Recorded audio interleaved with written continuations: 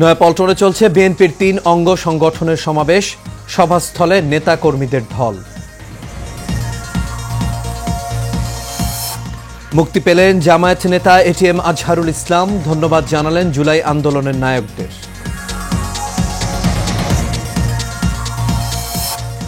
চার দিনের রাষ্ট্রীয় সফরে জাপানে প্রধান উপদেষ্টা ডক্টর মোহাম্মদ ইউনূস, সই হতে পারে ৭টি চুক্তি ও সমঝোতা স্মারক।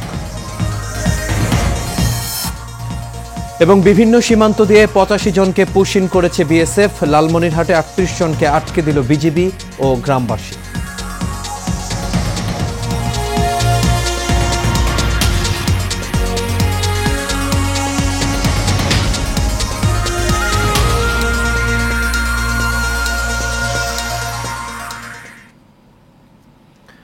সবাইকে স্বাগত এশিয়া নিউজে। দর্শক, পুরো সংবাদ জুড়ে আপনাদের সঙ্গে আছি আমি আনোয়ার রাজা। তখন শুনছিলেন বিআরবি কেবল ইন্ডাস্ট্রিজ লিমিটেড সংবাদ শিরোনাম। এবার চলে যাচ্ছে পুরো খবরে।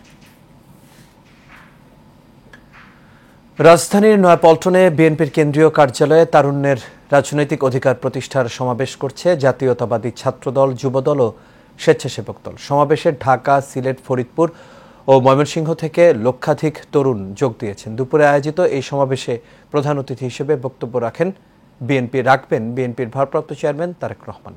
তারুণ্যের রাজনৈতিক অধিকার প্রতিষ্ঠার সমাবেশ শিরোনামে এই সমাবেশ ঘিরে ঢাকা মহানগর পুলিশ সমাবেশ স্থলে অতিরিক্ত নিরাপত্তা ব্যবস্থা গ্রহণ নিয়েছে। পাশাপাশি দলীয়ভাবে স্বেচ্ছাসেবকরাও নিরাপত্তা নিশ্চিত করতে কাজ করছে। বঞ্চিত যেহেতু আজকের সমাবেশটি 3টে বিকেল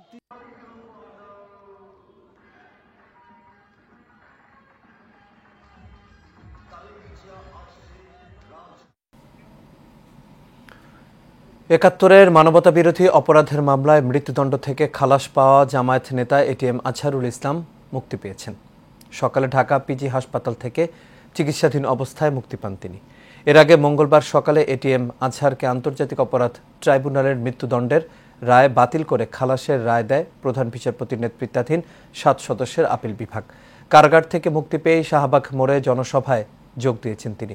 এ সময় আজহারুল ইসলাম বলেন, আমি ১৪ বছর জেলে থাকার পর আজ সকালে মুক্ত হলাম।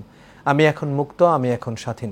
জামায়াত নেতা এ সময় জুলাই আন্দোলনের মহান নায়কদের ধন্যবাদ জানান, যাদের আন্দোলনে স্বৈরাচার মুক্ত হয়েছে। তারা এই ১৪-১৫ বছরের ফ্যাসিস্ট সরকার সকল জুলুম-অত্যাচারের বিরুদ্ধে জনগণকে সাথে নিয়ে তারা রাজপথে যে আন্দোলন গড়ে তুলেছিলেন, যার কারণে দর্ব গর্ব সব চূর্ণ হয়ে বাংলাদেশ নতুনভাবে স্বাধীনতা অর্জন করতে পেরেছে। এই হত্যাকাণ্ডের সঙ্গে যারাই যে পর্যায়ে জড়িত সবাইকে আইনের আওতায় এসে তাদের বিচার করা হোক। আল্লাহর প্রতি বিশ্বাস, এটাই তো আমার অপরাধ ছিল, আর তো অপরাধ নাই। আমি তো আপনাদের কাছে জোয়া চাই যে অপরাধের কারণে ফাঁসির কাষ্ট থেকে আছে, আমি এর কাছে ফুলের মালা পাচ্ছি, রশি গলা সেরে গিয়ে ফুলের মালা পাচ্ছি। আমি যেন আজীবন সেই ইসলামী আন্দোলনে আমার জীবন থাকতে, রক্তবিন্দু এক ফোঁটা থাকতে এই আন্দোলনে যদি আমি শহীদ হিসেবে মৃত্যুবরণ করতে পারি, সে তৌফিক আপনাদের কাছে কামনা করতে চাই। 4 দিনের রাষ্ট্রীয় সফরে জাপান পৌঁছেছেন প্রধান উপদেষ্টা ডক্টর মোহাম্মদ ইউনূস। বাংলাদেশ সময় সোয়া 11টায় এবং জাপান সময় দুপুর সোয়া 2টায় তিনি পৌঁছান। এর আগে মঙ্গলবার দিবাগত রাত 2:10 দিকে প্রধান উপদেষ্টাকে বহনকারী ফ্লাইটটি হজরত শাহজালাল আন্তর্জাতিক বিমানবন্দর ত্যাগ করে। এই সফরে টোকিওতে অনুষ্ঠিত নিক্কেই ফোরামের ফিউচার অব এশিয়া সম্মেলনে অংশ নেবেন প্রধান উপদেষ্টা ডক্টর মোহাম্মদ ইউনূস। পাশাপাশি দেশটির প্রধানমন্ত্রী শিগেরু ইশিবার সঙ্গে ডক্টর মোহাম্মদ ইউনূসের দ্বিপক্ষীয় বৈঠক হওয়ার কথা রয়েছে। গতকাল মঙ্গলবার প্রধান উপদেষ্টার প্রেস সচিব শফিকুল আলম জানান, ডক্টর মোহাম্মদ ইউনূসের এই সফরে বাংলাদেশের 1 লক্ষ দক্ষ জনশক্তিকে জাপানে পাঠানো এবং মাতারবাড়ি মহেশখালীর প্রকল্প সহ দেশে বিনিয়োগ বৃদ্ধি গুরুত্ব পাবে। এছাড়া জাপানি প্রতিষ্ঠান জাইকার সাথে বৈঠক করবেন প্রধান উপদেষ্টা। সরকারি চাকরি সংশোধন অধ্যাদেশ জারিতে সৃষ্ট সংকট নিয়ে মন্ত্রিপরিষদ সচিবের সঙ্গে বৈঠক করেছেন এই বিষয়ে গঠিত 7 জন সচিবের সমন্বয়ে একটি কমিটি। আজ সচিবালয়ে এই বৈঠক অনুষ্ঠিত হয়। ভূমি মন্ত্রণালয়ের সিনিয়র সচিব ASM সালেহ আহমেদ জানান, আন্দোলনরত সচিবালয় কর্মকর্তা কর্মচারী ঐক্য ফোরামের দাবিসমূহ মন্ত্রিপরিষদ সচিব প্রধান উপদেষ্টাকে অবহিত করবেন। 4 দিনের রাষ্ট্রীয় সফর শেষে জাপান থেকে প্রধান উপদেষ্টা দেশে ফেরার পরেই এই বিষয়টি নিয়ে আলোচনা করে সিদ্ধান্ত নেওয়া হবে বলে জানান তিনি। সচিবালয় কর্মকর্তা কর্মচারী ঐক্য ফোরামের কো-চেয়ারম্যান নুরুল ইসলাম বলেন, মন্ত্রিপরিষদ সচিবের সঙ্গে বৈঠকের বিষয়ে ভূমি মন্ত্রণালয়ের সিনিয়র সচিবের সঙ্গে আলোচনা করে আন্দোলন বিক্ষোভ কর্মসূচির বিষয়ে সিদ্ধান্ত জানানো হবে। এদিকে দাবি আদায়ে আগামীকাল থেকে প্রধান উপদেষ্টা দেশে না ফেরা পর্যন্ত প্রতিদিন 1 ঘণ্টার কর্মবিরতি পালন করবেন আন্দোলনকারীরা।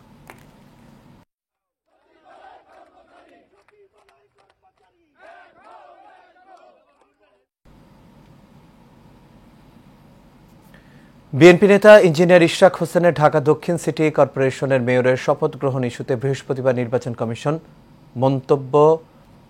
বক্তব্য শুনবেন আপিল বিভাগ। আজ আইনজীবী ব্যারিস্টার মাহবুব উদ্দিন খোকন এই তথ্য জানান। একই সঙ্গে বিএনপি নেতা ইশরাক হোসেনকে ডিএসসিসির মেয়র হিসেবে শপথ না পড়ানোর নির্দেশনা চেয়ে দায়ের করা রিট খারিজের আদেশের বিরুদ্ধে লিভ টু আপিলের শুনানিও হবে ওই দিন। প্রধান বিচারপতি ডক্টর সৈয়দ রেফাত আহমেদের নেতৃত্বে 7 বিচারপতির আপিল বেঞ্চ এই আদেশ দেন। শুনানিতে নির্বাচনী ট্রাইব্যুনালের রায়ের নানা অসঙ্গতি তুলে ধরেন রিটকারীর আইনজীবীরা। পাল্টা জবাবে ইশরাকের আইনজীবীরা বলেন, আদালতের রায়ের আলোকে গেজেট প্রকাশ করেছে ইসি, রায়ের বিরুদ্ধে আপিল করা হবে না বলেও সিদ্ধান্ত নিয়েছে নির্বাচন কমিশন।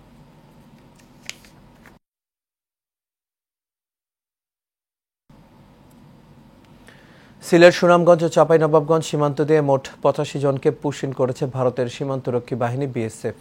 ভোররাতে বিভিন্ন সময়ে তাদের আটক করেছে বর্ডার গার্ড বাংলাদেশ বিজিবি জানায়, গত রাত 3:30টার দিকে জৈন্তাপুরের মোকামপুঞ্জি এলাকায় নারী শিশু সহ 32 জনকে পুশ-ইন করে BSF। এছাড়াও ভোর 4:30টার দিকে উপজেলার মিনাটিলা এলাকায় আরও 20 জনকে সীমান্তের এপারে ঠেলে দেয় ভারতীয় সীমান্তরক্ষী বাহিনী। একই সময়ে সুনামগঞ্জের নোয়াকোট সীমান্ত এলাকা দিয়ে পুশ-ইন করা 16 জনকে আটক করে বিজিবি। চাঁপাইনবাবগঞ্জের গোমস্তাপুর উপজেলার বিভীষণ সীমান্ত দিয়ে 17 জনকে পুশ-ইন করেছে BSF। এদিকে লালমনিরহাটের 3 উপজেলার 5টি সীমান্ত দিয়ে অন্তত 38 জনকে পুশ-ইনের চেষ্টা চালিয়েছে BSF। ভোরের দিকে একযোগে এসব মানুষকে বাংলাদেশের ভূখণ্ডে ঠেলে দেওয়ার চেষ্টা করা হয়, তবে বিজিবি ও গ্রামবাসীদের বাধায় সেই চেষ্টা সফল হয়নি। তারা এখন নোম্যান্স ল্যান্ডে অবস্থান করছে। উত্তর পশ্চিম বঙ্গোপসাগর এবং তৎসংলগ্ন এলাকায় একটি লঘুচাপ সৃষ্টি হয়েছে। এর প্রভাবে উত্তর বঙ্গোপসাগর, বাংলাদেশের উপকূলীয় এলাকা এবং সমুদ্র বন্দরগুলোর ওপর দিয়ে দমকা অথবা ঝোড়ো হাওয়া বয়ে যেতে পারে। এই কারণে চট্টগ্রাম, কক্সবাজার, মোংলা ও পায়রা সমুদ্র বন্দরকে 3 নম্বর স্থানীয় সতর্ক সংকেত দেখাতে বলা হয়েছে। আবহাওয়া অধিদপ্তর সমুদ্র বন্দরের সতর্ক বার্তায় এই তথ্য জানানো হয়। এর প্রভাবে পটুয়াখালীতে গত 2 দিন ধরে থেমে থেমে মাঝারি বৃষ্টি হয়েছে, তবে বুধবার ভোররাত থেকে শুরু হয়েছে গুড়ি গুড়ি বৃষ্টিপাত। আকাশ ঘন মেঘাচ্ছন্ন রয়েছে। বাতাসের চাপ না বাড়লেও অমাবস্যার জোয়ারের প্রভাবে নদ নদীর পানির উচ্চতা বৃদ্ধি পেয়েছে। উত্তাল রয়েছে কুয়াকাটা সংলগ্ন বঙ্গোপসাগর। লঘুচাপটি আরও ঘনীভূত হতে পারে এবং উপকূলীয় এলাকা দিয়ে ঝোড়ো হাওয়া বয়ে যেতে পারে। ভাই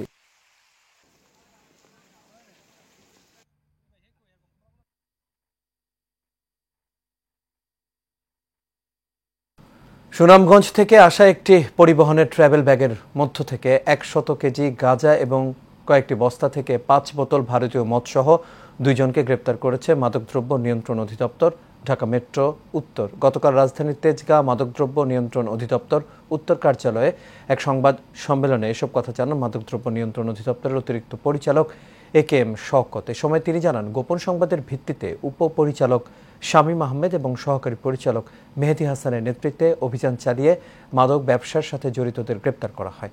এই চক্রটির বিরুদ্ধে এর আগেও মাদক মামলা রয়েছে বলে জানানো হয় সংবাদ সম্মেলনে।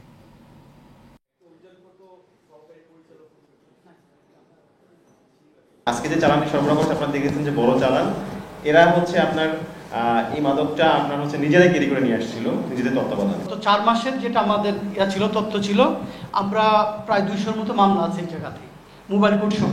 আমরা টিম গঠন করেছি যে একদিন ঢাকা মেট্রো দক্ষিণ কার্যালয় অভিযান পরিচালনা করবে আর একদিন ঢাকা মেট্রো উত্তর কার্যালয় পরিচালনা করবে। মূলত ঈদকে কেন্দ্র করে ঢাকা ও ঢাকার আশেপাশে জেলায় অবৈধ মাদকের বিস্তার ঘটানোর লক্ষ্যে তারা বর্ণিত মাদকদ্রব্যগুলো উচ্চ মূল্যে সরবরাহ করার তৎপরতা চালাচ্ছিল। আসন্ন ঈদকে সামনে রেখে আমরা ইতিমধ্যে আমাদের ঢাকা মেট্রো 4টি টিম গঠন করেছি এবং আমাদের অভিযান অব্যাহত আছে।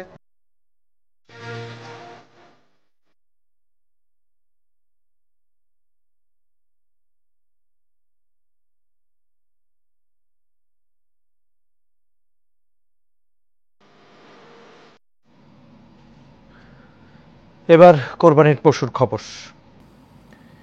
নেই বালি, নেই পাহাড়, নেই তপ্ত রোদ, তবুও দেখা মিলছে মরুর দেশের উটের।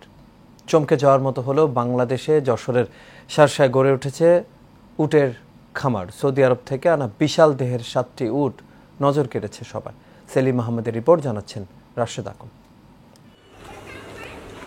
যশোরের শার্শার পাটুখালী খামারে বিশাল দেহের 7টি উট নজর কাটছে সবার। আসন্ন কোরবানির ঈদ ঘিরে এই উদ্যোগ নিয়েছেন খামারি নাসির উদ্দিন। দীর্ঘদিন তিনি গরু, ছাগল ও মহিষের খামার করলেও 1 বছর আগে গড়ে তোলেন এই উটের খামার। খামারি জানান, সৌদি থেকে আনা 7টি উটের মধ্যে এরই মধ্যে একটি বিক্রি হয়েছে 24 লাখ টাকায়। বাকি 6টি এবার কোরবানির হাটে তুলবেন তিনি। উটগুলো পালন করা হচ্ছে 1.5 বছর মতো। কোরবানি ঈদ বিক্রি করার উদ্দেশ্য করেই উট আছে 7টা, 2টো মহিলা প্রেগনেন্ট, ওই 2টো বিক্রি নাও হতে পারে। মরুর দেশের এই উট দেখতে দূর দূরান্ত থেকে ছুটে আসছেন অনেকে। আগে কখনো দেখা হয়নি, তাই দেখতে আসা আর কি। এটাই উট আমাদের প্রথম দেখা। যে চোখে দেখছি আসলে নিজের কাছে যেন বিশ্বাস করতে পারছি না যে আসলে আমরা বাংলাদেশে না অন্য দেশে দেখতে আইছি। ভিডিও করলাম যে গ্রামের পাড়া প্রতিবেশীকে, আমার বাড়ির পরিজনকে দেখানোর জন্য। এদিকে প্রাকৃতিক উপায়ে প্রাণী মোটাতাজাকরণে পরামর্শ দিচ্ছে স্থানীয় প্রাণী সম্পদ বিভাগ। বিভিন্ন খামারিদেরকে আমরা তাদের গরু হৃষ্টপুষ্টকরণ এবং প্রাণী মোটাতাজাকরণের ব্যাপারে সহযোগিতা দিয়েছি। উঠান বৈঠকের মাধ্যমে আমরা তাদেরকে রাসায়নিক বা স্টেরয়েড মুক্তভাবে কিভাবে গরু লালন পালন করবে সে বিষয়ে পরামর্শ, প্রশিক্ষণ এবং সহযোগিতা দিয়েছি। কৃমিনাশক বিতরণ করা হয়েছে আমাদের প্রাণী সম্পদ দপ্তর থেকে এবং বিভিন্ন ভিটামিন এবং বিভিন্ন প্রযুক্তি তাদের মধ্যে হস্তান্তর করা হয়েছে। শার্শার এই উটের খামার এবার কোরবানির ঈদে বাড়তি মাত্রা যোগ করেছে যশোরে।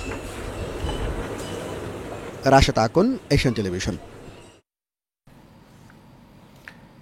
এদিকে কোরবানিকে সামনে রেখে গরু মোটাতাজাকরণে ব্যস্ত সিলেটের খামারিরা। তারা বলছেন, এই বছর গোখাদ্যের দাম বেড়ে যাওয়ায় গবাদি পশু পালনে বেড়েছে খরচ। তবে ন্যায্য মূল্য ও অবৈধ গরু ভারত থেকে না এলে লাভের আশা খামারিদের। আজিজুর রহমানের তথ্য ছবিতে জানাচ্ছেন নূর মোহাম্মদ ভুইয়া। কোরবানির বাকি আর মাত্র কয়েকদিন, তাই তো হাটে তুলতে শেষ সময়ে গবাদি পশুর পরিচর্যায় ব্যস্ত সিলেটের খামারিরা। খামারিরা বলছেন, সবুজ ঘাস, খড়, ভুসি, খৈল খাইয়ে গরু মোটাতাজা করছেন তারা। তবে গোখাদ্যের দাম বেশি হওয়ায় গরু পালনে বেড়েছে ব্যয়। সবুজ ঘাস খাওয়াই, এরপরে ফিটুট আমরা খাওয়াই না, গুঁড়া ভুসি খাওয়াই। কোনো মেডিসিন ব্যবহার করে না, এগুলো সব দেশি খাদ্য। আমরা এগুলো খাবার তৈরি করি এবং এদের এই জাউটা ব্যবহার করে এদের আছে মাংসটা টাইট থাকে। আমাদের এখানে কোনো অ্যান্টিবায়োটিক নাই, কোনো ভেজাল নাই, কোনো ঝামেলা নাই। পালা জাতর গরু, নিজের গরুর বাছুর থেকে এক কিনা পর্যন্ত সম্পূর্ণ সপ্তাহ আছে আমাদের ফার্মে। 110টার মধ্যে এখনো প্রায় 70-80টা আছে যেটা এই ঈদে সেল করার মতো। মিডিয়াম যে রেঞ্জের ক্রেতা তারা যেন কিনতে পারে, এই গরুগুলো আমি করি এবং সম্পূর্ণ দেশীয় পদ্ধতিতে। এদিকে প্রাকৃতিক উপায়ে গরু মোটাতাজাকরণে খামারিদের নানা পরামর্শ দিচ্ছে স্থানীয় প্রাণী সম্পদ বিভাগ। আমাদের জনবলের কথা বিবেচনা করে কোনো কোনো উপজেলায় 2টা, কোনো কোনো উপজেলায় 3টা, মোটামুটি আমাদের 40টা বা 41টা উপজেলা আছে। ধরেন 100+ আমাদের মেডিকেল টিম কাজ করে। আর বিভাগের যে বিষয়টা যেটা দিলে আমরা মনিটরিং করি। সিলেট বিভাগে এবার কোরবানির জন্য 3 লাখ গবাদি পশু প্রস্তুত করা হয়েছে। নূর মোহাম্মদ ভুইয়া, এশিয়ান টেলিভিশন।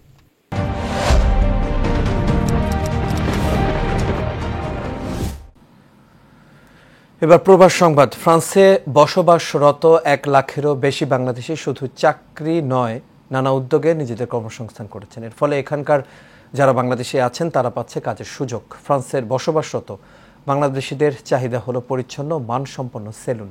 ভাষাগত দুর্বোধ্যতার কারণে এখানকার অধিকাংশ সেলুনে অসুবিধায় পড়তে হয় প্রবাসীদের। তাই বাংলাদেশি কমিউনিটির মাঝে নিজেদের উপযোগী সেলুনের প্রবল চাহিদা তৈরি হয়েছে। এই কারণে কেতসিয়াম এলাকায় চালু হলো MRS বারবার নামে এই প্রতিষ্ঠানটি। বিস্তারিত জানাচ্ছেন জামালুন নূর। সরকারি পরিসংখ্যান অনুযায়ী বর্তমানে ফ্রান্সে 1 লাখেরও বেশি বাংলাদেশি বসবাস করছেন। এই সংখ্যা দিন দিন বাড়ছে। ফ্রান্সের বিভিন্ন শহরে পরিবার পরিজন নিয়ে স্থায়ীভাবে বসবাস করছেন, এই সংখ্যাও কম নয়। এই প্রবাসী বাংলাদেশিদের একটি উল্লেখযোগ্য অংশ এখন উদ্যোক্তা হিসেবে এগিয়ে আসছেন। নিত্যদিনের কাজে লাগার অন্যতম প্রতিষ্ঠান হেয়ার কাটিং সেন্টার বা সেলুনের চাহিদা রয়েছে এখানে। যেহেতু আমাদের চাহিদাটা বেশি, যেখানে আমরা চাহিদাটা পূরণ করতে পারতেছি না, এই সেলুন দ্বারা সবার যে একটা চাহিদা পূরণ হবে, একটা কর্মসংস্থানের জায়গা হবে। আমরা মনে করি যত বেশি প্রতিষ্ঠান হবে বাংলাদেশি কমিউনিটিতে, আমাদের কাজের কর্মক্ষেত্র তত বেশি প্রসারিত হবে। মূলত সেই লক্ষ্যেই আমরা চেষ্টা করতেছি বিভিন্ন ধরনের ব্যবসায়িক প্রতিষ্ঠান ওপেন করার জন্য। এই বাস্তবতাকে কেন্দ্র করে কিছু উদ্যমী বাংলাদেশি উদ্যোক্তা এগিয়ে এসেছেন নতুন সেলুন প্রতিষ্ঠার পরিকল্পনায়। MRS বারভার নামে কেতসামিয়া এলাকায় খোলা হয়েছে এই সেলুন। আমাদের বাংলাদেশি কমিউনিটির আরেকটি পথ সুগম হলো। ক্রমান্বয়ে আমরা সবাই এই ব্যবসার চিন্তা ভাবনায় আসা উচিত। কাজের যে ব্যবসা করলে ভালো হবে। এই উদ্যোগের মাধ্যমে যেমন স্থানীয় বাংলাদেশিদের প্রয়োজন মিটবে, তেমনি কর্মসংস্থান তৈরি হবে নতুন প্রজন্মের তরুণদের, এমনটাই মনে করছেন প্রবাসীরা। জামালুন নূর, এশিয়ান টেলিভিশন। রাজধানীর নয়াপল্টনে বিএনপির কেন্দ্রীয় কার্যালয়ের সামনে তারুণ্যের রাজনৈতিক অধিকার প্রতিষ্ঠার সমাবেশে যোগ দিয়েছেন ঢাকা মহানগর উত্তরের বিএনপির সাবেক আহ্বায়ক সাইফুল আলম নীরব। পুলিশ হেডকোয়ার্টারের সামনে থেকে 5,000 নেতাকর্মী নিয়ে নয়াপল্টনের উদ্দেশ্যে র্যালি করেন তিনি। এ সময় উপস্থিত ছিলেন তেজগাঁ শিল্পাঞ্চল থানা যুবদলের সাবেক সভাপতি মোহাম্মদ সোলাইমান। এছাড়াও আরও উপস্থিত ছিলেন নাজমুল হক মাসুম, হুমায়ুন কবির, আহমেদ আইনুল হক, চঞ্চল সহ বিএনপির অঙ্গ সংগঠনের নেতাকর্মীরা।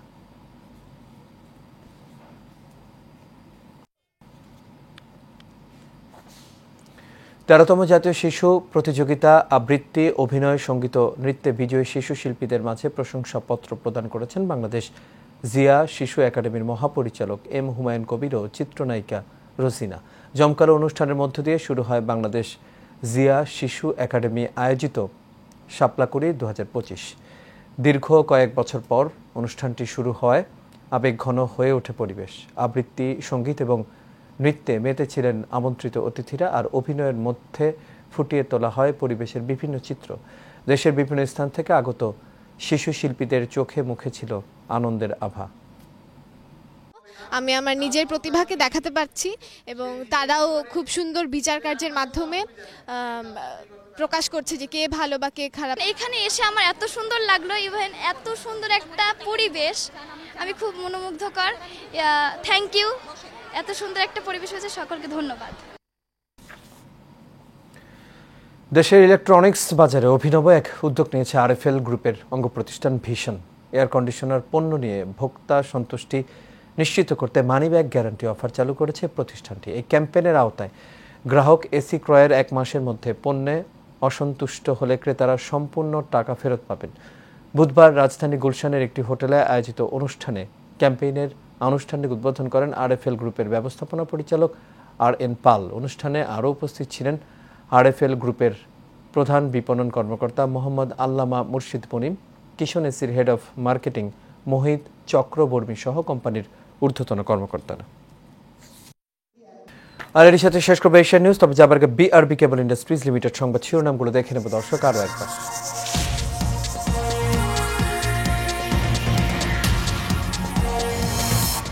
নয়াপল্টনে চলছে বিএনপির 3 অঙ্গ সংগঠনের সমাবেশ, সভাস্থলে নেতাকর্মীদের ঢল।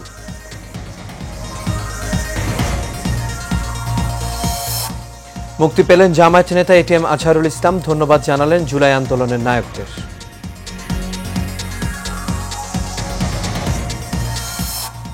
4 দিনের রাষ্ট্রীয় সফরে জাপানে প্রধান উপদেষ্টা ডক্টর মোহাম্মদ ইউনূস, সই হতে পারে 7টি চুক্তি ও সমঝোতা স্মারক।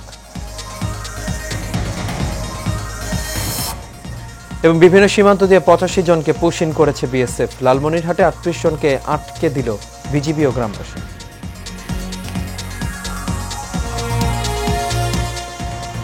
দর্শক, এই ছিল আমাদের এখনকার আয়োজন। আমাদের পরবর্তী সংবাদ দেখার আমন্ত্রণ রইল। এতক্ষণ থাকার জন্য সবাইকে ধন্যবাদ।